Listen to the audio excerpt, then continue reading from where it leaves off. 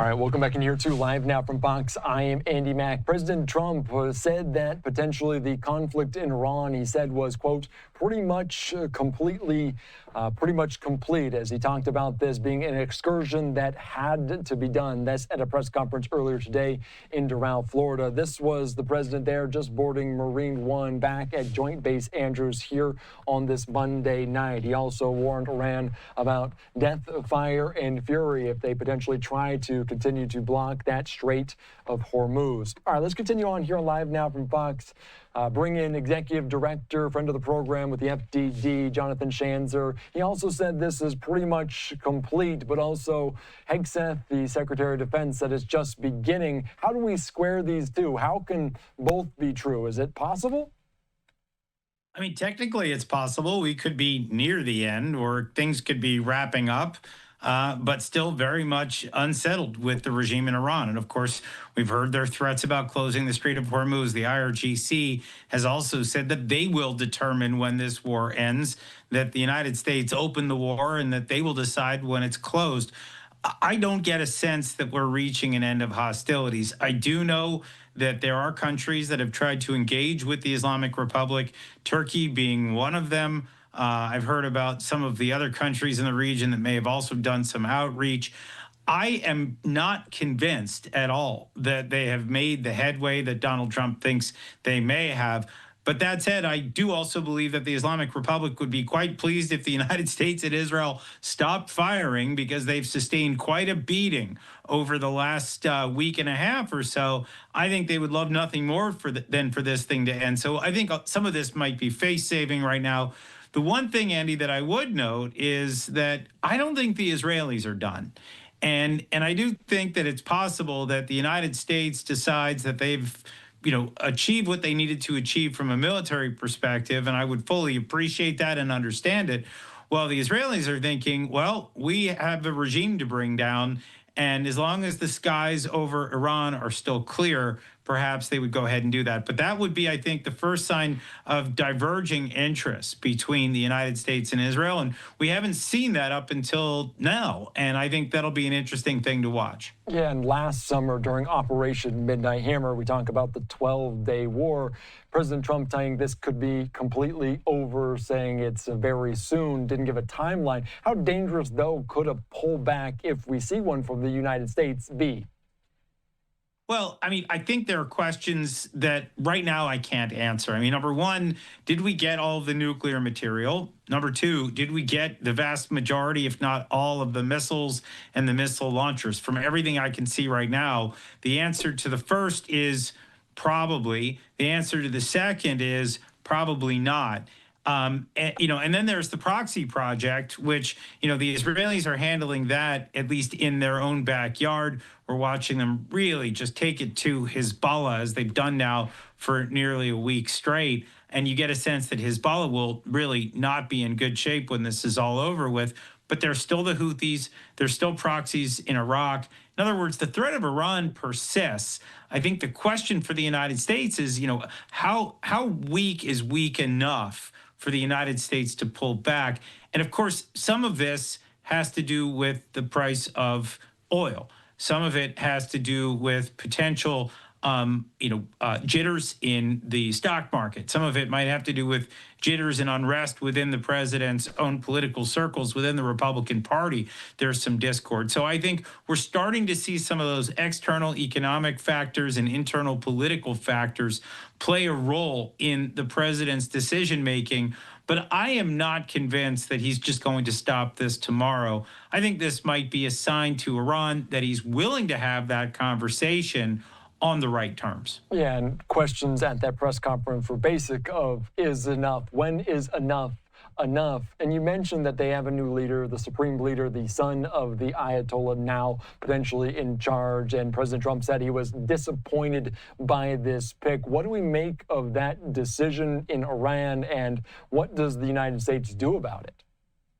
Well, first of all, I think it's pretty rich when you think about the fact that the Islamic Republic was formed in 1979. They called it a revolution, and their goal was to bring down a dynasty that was corrupt.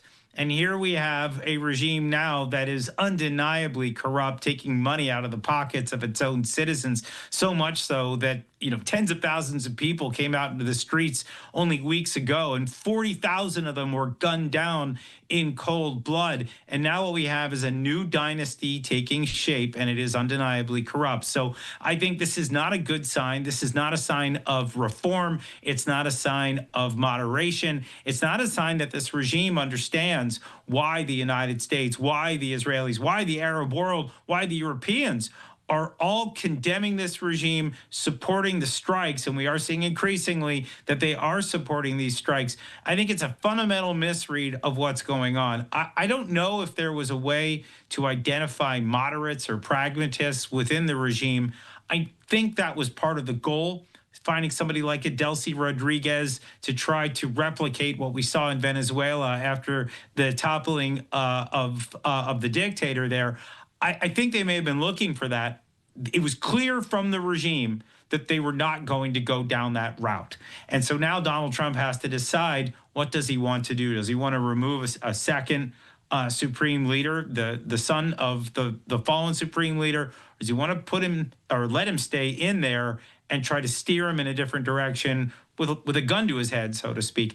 I think we have to wait and see. But again, I don't get a sense that everything is lined up for a soft landing to this conflict at this moment. Yeah, and we were talking about it. Maybe the fact that this objective is not about regime change. Could that objective change? Because he said he was disappointed that they picked the son of the Ayatollah, but he mentioned the system behind it as well. Do you think that might change in the United States' mind from the Trump administration? Well, it actually really depends on who you talk to, right? I mean, because I do think that if you talk to Secretary of State Marco Rubio, or you talk to Senator Ted Cruz, or maybe even Senator Lindsey Graham, I mean, I think you have a lot of people within the president's inner circle that see the regime as something that really must go down, leadership and all. And then I think there are others within the president's inner circle that maybe see the regime as an odious, malign actor in the region that should be replaced, but that they don't believe that the United States should expend blood or treasure. And when they see, 7 American servicemen coming home, they get deeply uncomfortable about this. But I think it needs to be understood here that the regime in Iran is part of an ecosystem, right? It's part of what we at FDD call the axis of aggressors. This is China, Russia, and Iran. If we're able to take out one leg of that stool, it becomes inherently unstable, and ultimately, I think, helps us as we think about great power competition. So some of those that have taken on maybe more of an isolationist, kind of worldview, I think, need to understand here that a weakening of Iran will weaken these other enemies that we are, starting to gear up for a potential showdown with. And, China being, I think, the first one, Russia being, already a power that we're tangling with in Ukraine, albeit by proxy. So I do think that this has a lot of benefits. But look, there are a lot of unknowns here. The price of oil, the risk of a spread of this conflict, all these things are real.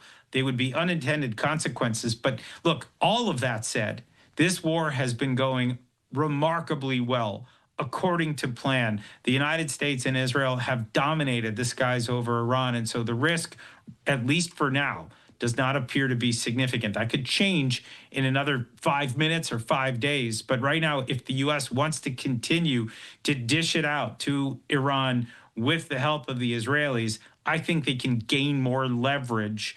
Just in a few more days, I'd be curious to see what we could achieve. Yeah, everything changes by the minute, basically, with this conflict. You mentioned some of the world players and also Russia, and I find it hard to be coincidental that President Trump spoke on the phone with Russian leader Vladimir Putin today, talking, as he noted, about Ukraine. But could these be tied together in any way? Could there be anything President Trump asked of Putin to potentially end this conflict in Iran sooner? I'm not sure I see it, Andy, because if you saw earlier today, Vladimir Putin actually called Mojtaba Khamenei, the new supreme leader, the newly installed supreme leader, the son of the fallen supreme leader. He congratulated him, and they had a conversation about what was going on in the region. And it certainly didn't look like Putin was trying to get him to stand down. If anything, we've heard from reports from the Washington Post that the Russians were actually providing assistance and intelligence to the Iranians to track American officials and American resources in the region.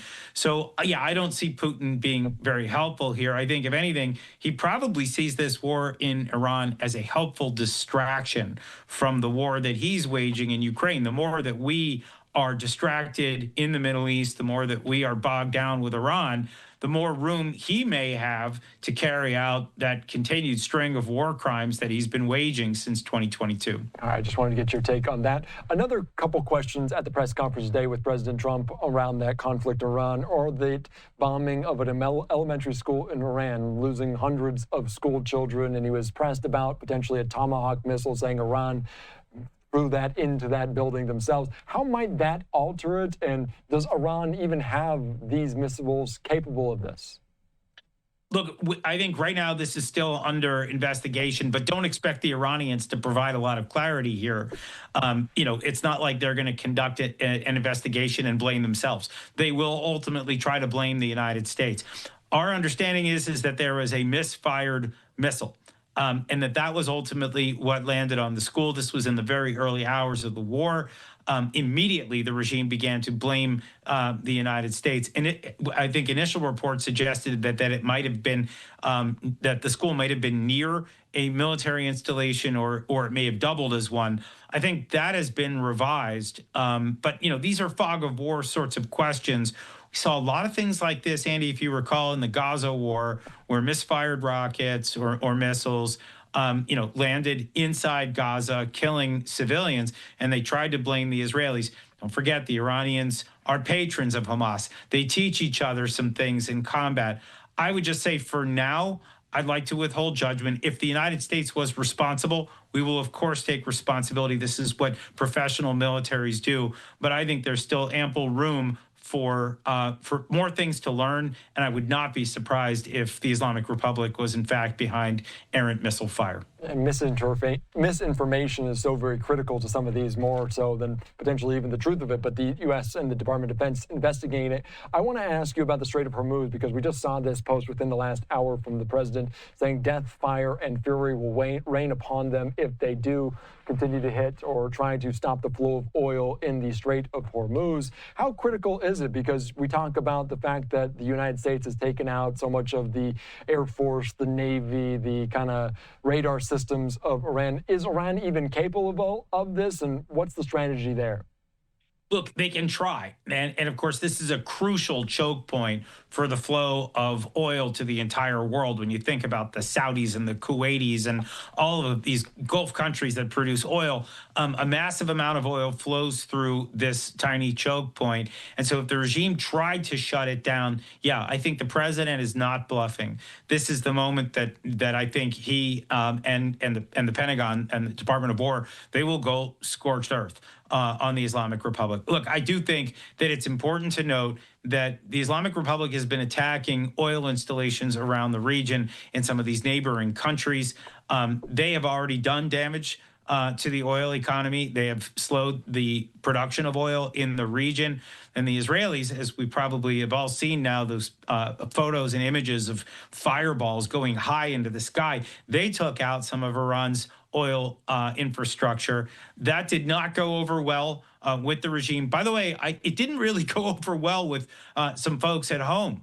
Lindsey Graham notably said, look, no more of this, knock this off, because the Iranian people are going to need these assets moving forward. But I think that the moment that he said that was, I think, the moment that the regime in Iran began to understand, hey, we may not survive this. And, this is like, if you're going to go after us, if you're going to try to hand this off to the people of Iran and we're going to be cut out of the process, well, then we're going scorched earth too. And so I think this is a dangerous game of chicken with the world's oil being held in the balance. This is obviously not something that anybody really wants to see here, but I do think the regime would be crazy to do this. I think they would understand that would be the end of the regime. The president has been a little ambivalent about completely knocking out the regime. He's left open that Delcy Rodriguez option, trying to find a pragmatist somewhere within the infrastructure over there. I think if they cut off the strait, game over. I think Trump just finishes it off. Is there something the United States will do, because it's clearly a priority there to not have these kind of chaotic, volatile oil markets out there? We saw the comments from President Trump and then the immediate aftermath of what's going on. Is the U.S. Navy involved? Is that a possibility, you think? Oh, I mean, it's all very possible, and of course, the Navy's already there. You know, we've got 2 carrier strike groups. We've got a huge amount of firepower in the region, and those aircraft that have been going, you know, on and off those aircraft carriers. You know, they don't just need to be hitting Tehran or Isfahan or some of these other major places, you know, population centers or, you know, nuclear sites or military sites. They can actually hit some of the infrastructure right along that, right along the strait, right along the water, to make sure that Iran cannot halt the flow of traffic. And I do think that this is already a contingency that's already been practiced and played out by the United States. We've got obviously a huge number of contingencies that we've thought through as it relates to the war that's unfolding right now. And that's one of the reasons why we have seen such unbelievable execution on the part of the U.S. military, because this has been drilled time and time again. There has been drills, there have been, as it relates to the Strait of Hormuz. So I would just say if the Iranians continue to push, I think they will soon find out that this was a mistake. Yeah, it could be escalated very quickly. President Trump wouldn't necessarily dictate a timeline, but said very soon. What else are you keeping your eye on this week, Jonathan? What else do you see? Because we talk about it, just the force of the U.S. military might, doing such a good job, 5,000 targets struck. What else are you looking for this week? Well, I mean, I think there are a couple things. I mean, number one, obviously the price of oil. That's got people pretty jittery. The stock market seems to have actually leveled off, but it was responding to some of those jitters in the oil market. These are the kinds of things that can hurt a president's numbers at home. And I think the president is watching that. There are some debates right now within the sort of America First camp about whether this war was justified, whether it was worth the risk.